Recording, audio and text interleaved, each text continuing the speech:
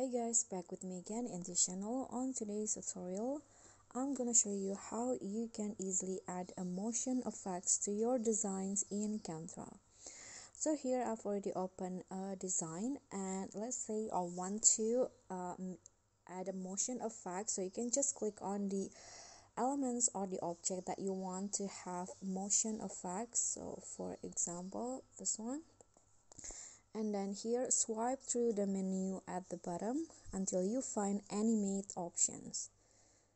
Swipe again on the category to the motion effects.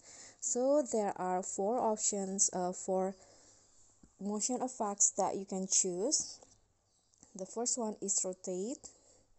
It will make the object spin like this, and then flicker, pulse, and wiggle.